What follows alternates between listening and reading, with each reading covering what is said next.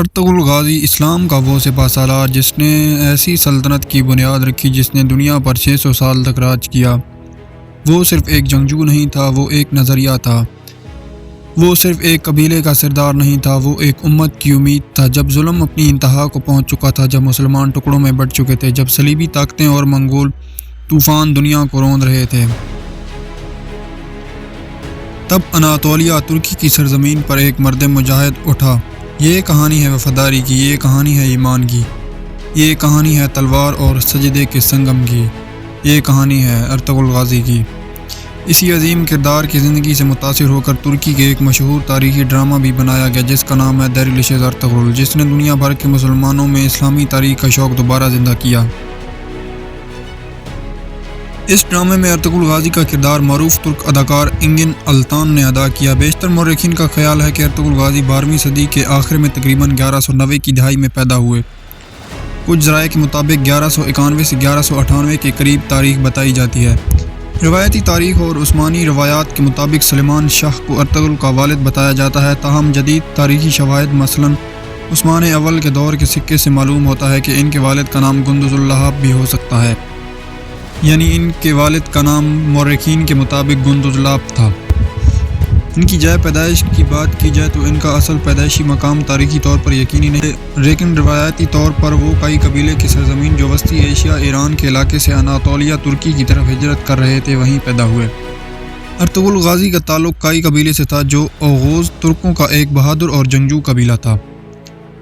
Drama دیریلیشس Ertugrul میں بھی کئی قبیلے کی یہی ہجرت، مشکلات، اسلامی غیرت کو بڑے شاندار انداز میں دکھایا گیا ہے جس نے اس تاریخ کو عام لوگوں تک پہنچایا۔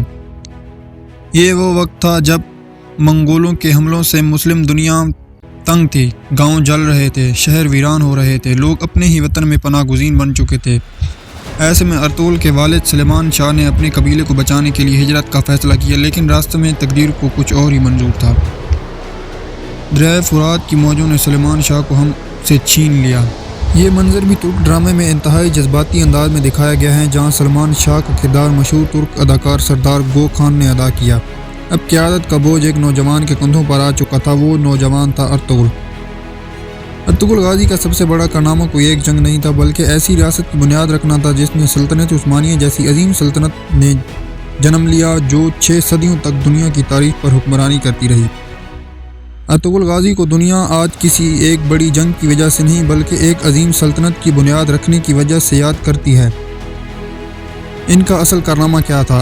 ارطغرل نے اناطولیہ موجودہ ترکی کے سرحدوں پر اسلام کا مضبوط مورچہ قائم کیا۔ اس وقت حالات یہ کہ سلجوقی سلطنت کمزور ہو رہی تھی، بازنطینی عیسائی راستیں سرحدوں پر حملہ آور تھیں، منگول دنیا کو تباہ کر رہے تھے۔ ایسے خطرناک وقت میں ارطغرل نے سرحدی علاقے دشمنوں سے چھین کر محفوظ کیے۔ وہ بازنطینی قلعوں اور حملہ آور گروہوں کے خلاف مسلسل لڑتا رہا اور مسلمانوں کے لیے محفوظ مقام قائم کیا۔ سوغوت میں اسلامی ریاست کی بنیاد رکھی۔ سلجوقی سلطان نے اس کی بہادری سے متاثر ہو کر سوغوت کا علاقہ جو بظاہر ایک چھوٹی سرحدی قبضہ تھا انہیں تحفے میں دے دیا، لیکن ارطغرل نے وہاں مضبوط فوجی نظام بنایا، انصاف پر مبنی نظام قائم کیا، اسلامی اصولوں پر معاشرہ تشکیل دیا، اپنے قبیلے کو ایک منظم اور طاقت میں بدل دیا۔ یہ ایک ابھرتی ہوئی ریاست بن گیا۔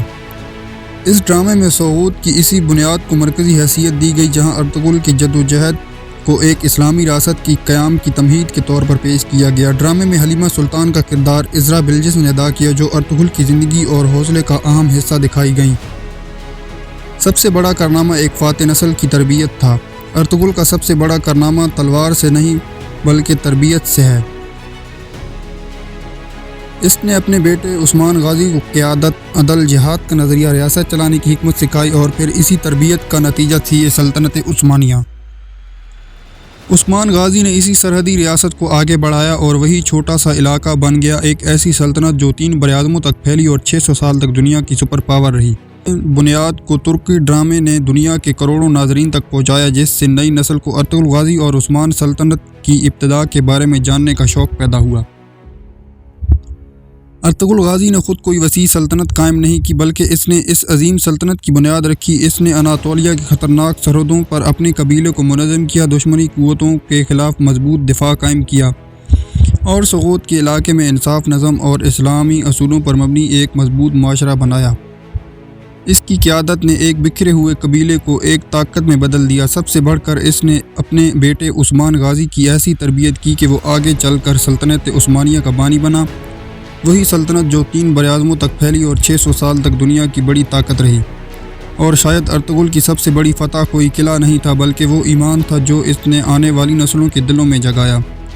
اس نے ہمیں سکھایا کہ حالات چاہے کتنے ہی تاریک کیوں نہ ہوں، اللہ پر یقین رکھنے والے راستہ بنا ہی لیتے ہیں۔ تلواریں سلطنتیں بناتی ہیں لیکن کردار تاریخ بناتے ہیں۔ ارطغرل ہمیں یہ سبق دے گیا کہ ایک سچا رہنما صرف اپنے دور کے نہیں بدلتا، وہ صدیوں کا مستقبل لکھ جاتا ہے۔ اور آج بھی جب حق اور باطل آمنے سامنے ہوں تو تاریخ کی گہرائیوں سے ایک ہی آواز آتی ہے، ایمان کے ساتھ کھڑے رہو، فتح تمہارا مقدر بن جائے گی۔ ارطغرل غازی 1281 عیسوی میں ترکی کے شہر سوغوت میں وفات پا گئے۔ ان کا مقبرہ بھی سوغوت میں ہی واقع ہے جو ترکی کے ایک صوبہ بیلجک میں واقع ہے۔ ارطغرل غازی ایک بہادر، نڈر اور عقلمند سپاہی تھے جو ساری عمر سلجوقی سلطنت کے وفادار رہے۔ ارطغرل غازی کی وفات کے بارے میں مختلف روایات ہیں لیکن عام طور پر یہ مانا جاتا ہے کہ وہ 1281 عیسوی میں سوغوت میں وفات پا گئے تھے۔ ان کی وفات کی وجہ کے بارے میں کوئی معتبر معلومات تو نہیں ہے لیکن بعض روایات کے مطابق وہ ایک جنگ میں زخمی ہو گئے تھے، اس کی وجہ سے وہ شہید ہو گئے۔ تاہم یہ بات واضح ہے کہ ارطغرل غازی کی وفات ایک قدرتی وفات تھی۔ ان کا مقبرہ مسدس شکل کا ہے جس پر ایک گنبد بنایا گیا ہے۔